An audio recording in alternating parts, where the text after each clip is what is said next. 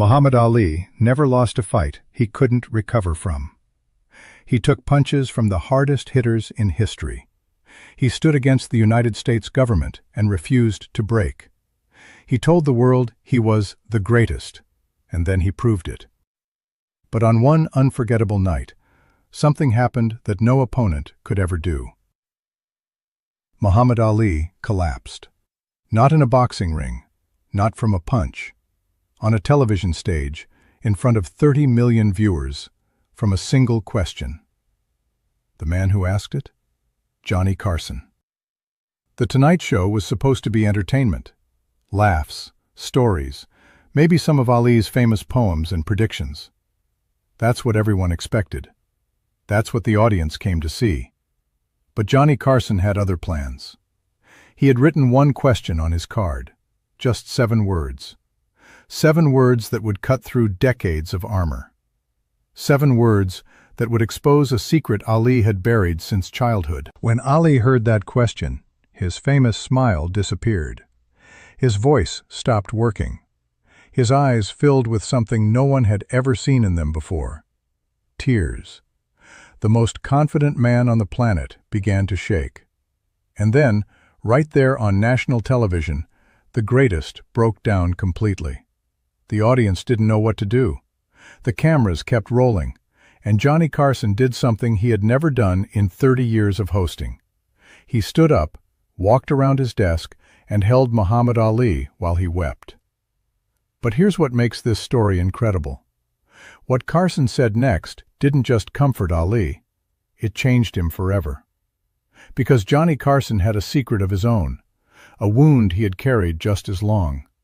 And that night, 2 American legends discovered they had been fighting the same battle their entire lives. What was the question that broke Muhammad Ali? What secret had he been hiding from the world? And what did Johnny Carson confess that turned this interview into one of the most powerful moments in television history?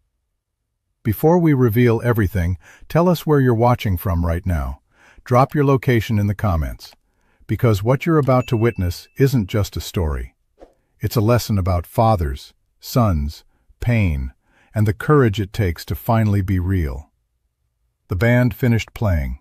The applause faded. Muhammad Ali walked onto that stage carrying a weight no one could see.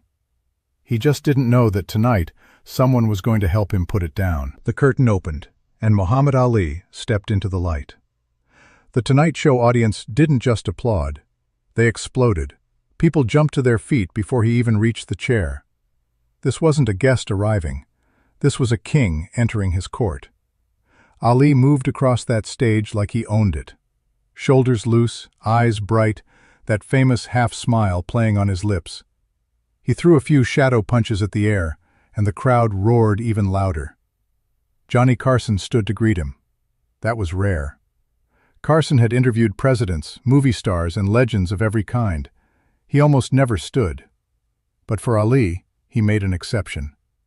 They shook hands, and Carson held the grip an extra moment, looking at Ali like he was looking at a force of nature. And he was. This was the man who shocked the world by defeating Sonny Liston when nobody gave him a chance. The man who changed his name from Cassius Clay and demanded the world respect it. The man who refused to fight in Vietnam, even when they took everything from him. His title, his license, his right to earn a living. 3.5 years of his prime, gone. They called him a traitor, a coward, a criminal. He called himself free.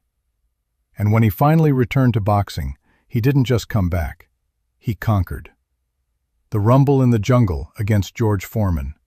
The Thrilla in Manila against Joe Frazier. Fights that would be remembered for centuries.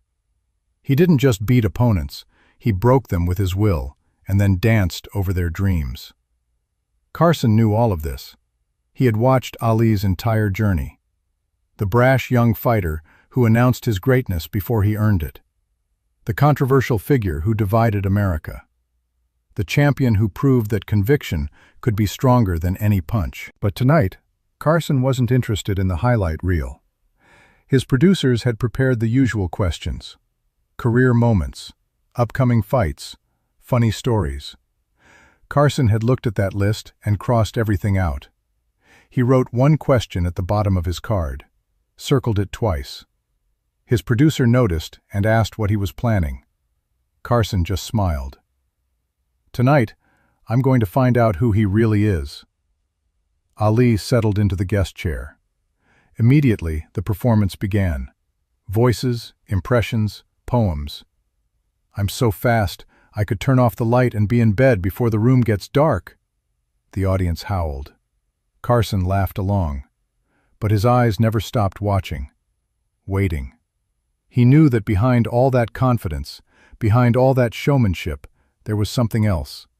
Something Ali had never shown anyone. For 15 minutes, the greatest gave the performance of a lifetime. The crowd was hypnotized. Carson was patient. And then, in a single breath between jokes, everything changed. Carson leaned forward. His expression shifted, and he said two words that made Ali pause. "Muhammad, seriously." The laughter stopped. The real interview was about to begin. Ali's rhythm broke, just for a moment, but Carson caught it. "I want to ask you something real," Carson said. His voice was softer now, more personal.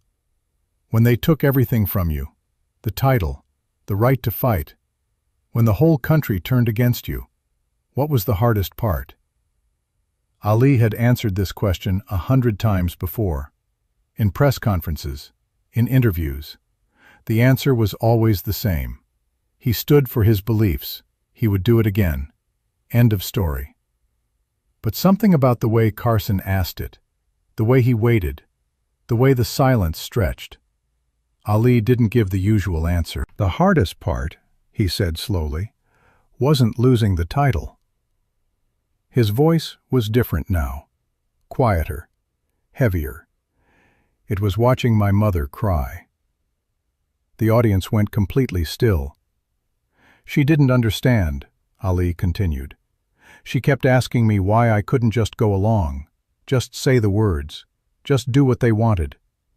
She watched her son become the most hated man in America, and she didn't understand why." Carson nodded gently. He didn't interrupt. He didn't try to fill the space. "And your father?" he asked quietly. Something flickered in Ali's eyes, something old, something he usually kept buried. "My father," Ali repeated. The words seemed to cost him something. "My father was a complicated man, Johnny." He paused. The audience held their breath. "He painted signs in Louisville, beautiful signs. But he had bigger dreams. He wanted to be a real artist, wanted his work in galleries.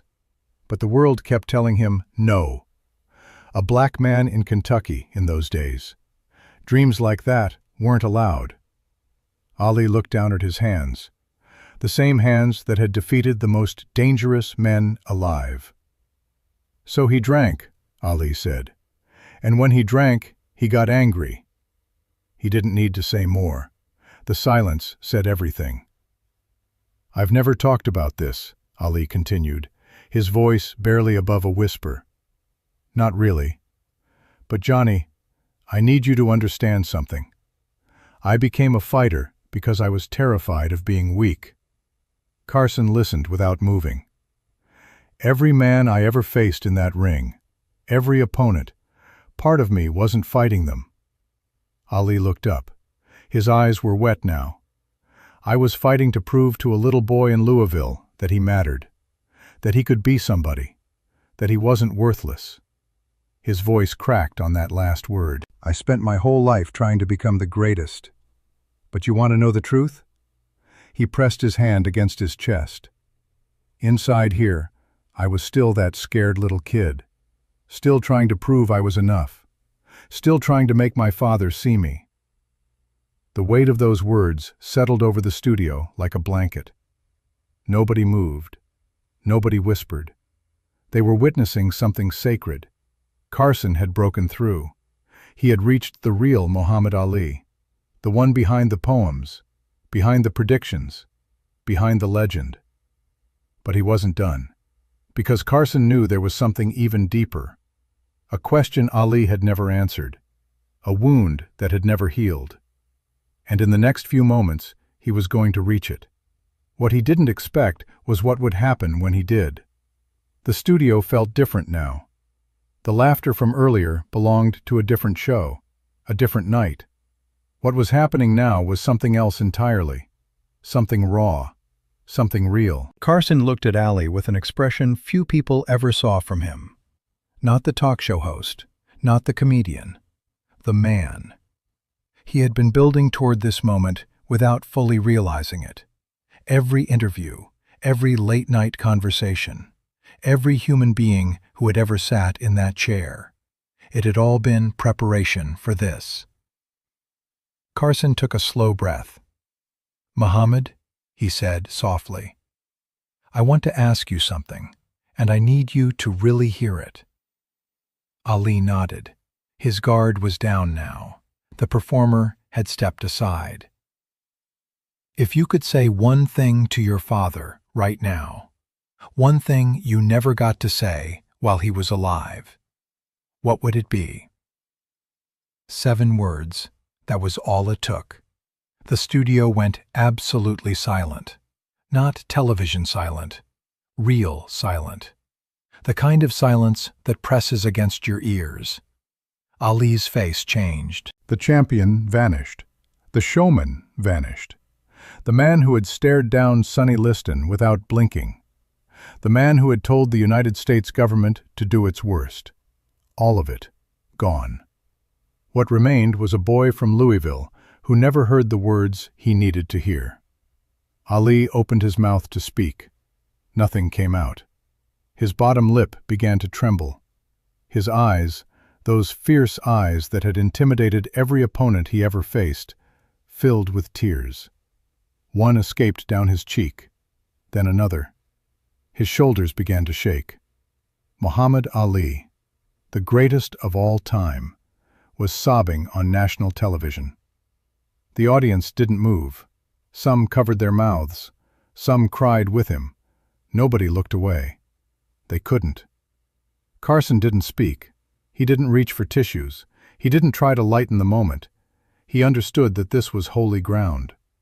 Finally, after what felt like forever, Ali whispered something. So quiet the microphones barely caught it. "I would tell him I forgive him." The words fell like stones into still water. "I forgive him for not being there. I forgive him for the drinking. I forgive him for the nights I hid in my room. I forgive him for all of it." Tears streamed freely down his face now. No shame, no attempt to hide them. "And I would tell him," his voice shattered, "I would tell him that everything I ever did, every fight, every title, every time I told the world I was the greatest." He pressed his fist against his heart. "I was just a little boy screaming, 'Daddy, look at me. Daddy, are you proud of me yet?'" The audience gasped. Some wept openly. "But he died," Ali continued, "before I could ever ask him, before I could ever know for sure." His hands covered his face. His body shook with decades of buried grief. "The whole world called me the greatest, Johnny, but I never knew if my own father believed it." He couldn't continue. The sentence hung there, incomplete and devastating. Johnny Carson did something he almost never did on television.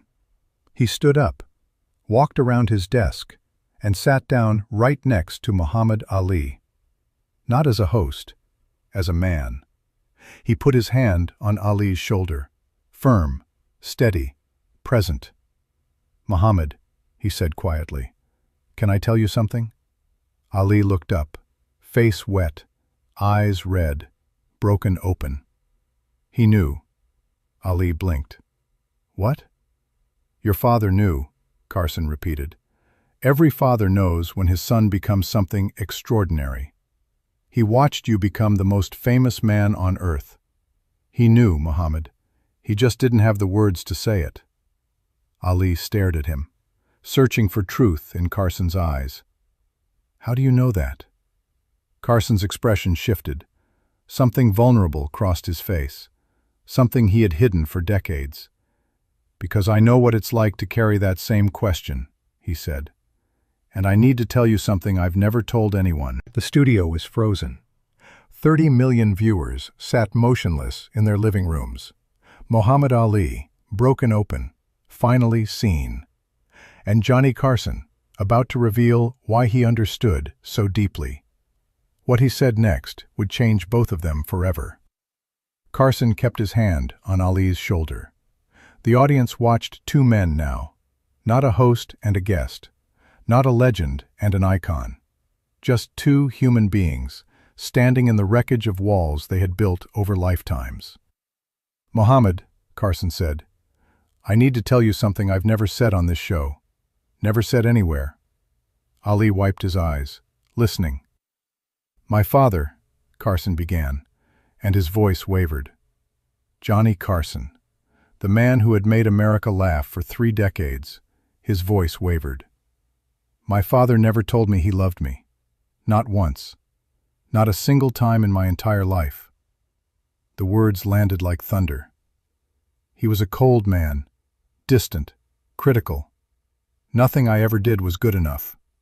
Not my grades, not my achievements, not anything." Ali stared at him, recognition flooding his face. "I spent my entire career," Carson continued, "trying to make strangers laugh, trying to make millions of people love me every single night.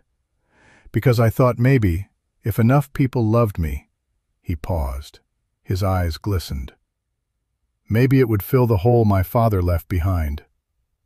Ali let out a sound, part disbelief, part understanding. "You became the greatest," Carson said softly. "I became the king of late night, and both of us were just little boys looking for our fathers to say we were enough." Ali shook his head slowly. "Johnny, I had no idea." "Nobody did," Carson replied. "That's the magic trick, isn't it? We perform so well that nobody sees the wound underneath." The audience was absolutely silent. They were witnessing something too intimate for television, too real for entertainment. "Why?" Ali asked, his voice thick with emotion. "Why did you ask me that question tonight? Why me?" Carson smiled, sad and knowing. "Because I recognized you, Muhammad. From the very first time you sat in that chair, all that bravado, all that confidence, all those poems and predictions." He tapped his own chest. "I recognize the armor, because I wear the same kind." Ali reached out and grabbed Carson's hand, held it tight. "You just told 30 million people your deepest secret," Ali said. "So did you. What do we do now?" Carson looked at him, really looked at him. Two men who had spent their whole lives performing, finally seeing each other without the masks. "We stop pretending," Carson said. "We stop running. We let people see that the greatest and the king of late night are just men. Broken men trying to heal." Ali laughed through his tears. "That's the craziest thing I've ever heard." Carson grinned. "Maybe, but it might be the truest thing either of us has ever done." Ali squeezed his hand tighter. "My whole life," Ali whispered, "I thought I was the only one carrying this weight, the only one fighting this fight." "That's what pain does," Carson replied. "It lies to you. It tells you that you're alone, that nobody else could understand." He looked out at the audience, all those faces, all those eyes. "But look around, Muhammad. We're never alone. We just convince ourselves we are." Ali followed his gaze, saw the tears on strangers' faces, saw people holding each other's hands, saw humanity reflecting back at him. And for the first time in his legendary life, the greatest didn't feel like he had to prove anything. He just felt seen. But the night wasn't over. Muhammad Ali had one more thing to say, and what came out of his mouth next would become the most remembered words from any talk show in history. Ali sat up straighter. Something had shifted inside him. The tears had washed something away. Not the pain itself, but the shame of carrying it, the loneliness of hiding it. "Johnny," he said, Can I tell you what I just realized? Carson nodded. I've been fighting my whole life. In the ring, outside the ring, fighting racism, fighting the government, fighting my own demons. Always fighting. He paused. Let the weight of those words settle. But tonight, you taught me something. What's that? The hardest fight isn't against any opponent. It's against the lies you tell yourself about who you are. The words landed like a champion's punch, clean, powerful, true. I told the world I was the greatest, but underneath that, I was telling myself I wasn't enough, that I had to keep proving, keep winning, keep performing, just to deserve being alive. He looked out at the audience now, these strangers who had just watched him fall apart. Pain, he said, his voice stronger now, almost prophetic. Pain is not the enemy. The crowd leaned in. Pain is the teacher. Pain is what breaks you open so something better can grow. I lost 3 years of my career. They took my title, my money, my reputation. I thought it would destroy me. He shook his head. But it made me. It taught me what really matters. Not titles, not trophies, not what the world thinks of you. What matters? Carson asked. Ali smiled. The first genuine smile since his collapse. Truth, connection, being seen for who you really are, not who you pretend to be. He gestured between himself and Carson. Like this moment, right here, right now. This is what matters. Carson's eyes glistened. You really believe that? After everything you've been through? I know it, Ali said firmly. Because I spent 40 years running from my pain, building walls, putting on masks, and tonight, I finally stopped running. What did you find? Ali placed his hand over his heart. Peace, Johnny.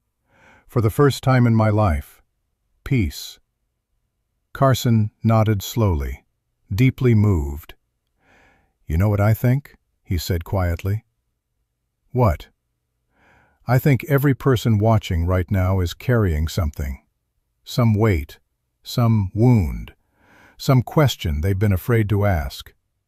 He looked directly into the camera. And I think tonight just gave them permission to put it down. Ali followed his gaze, looked into that camera like he was looking into 30 million living rooms. You don't have to be the greatest, he said softly. You just have to be real. Those words hung in the air, simple, profound, healing. But before the night ended, something else needed to happen.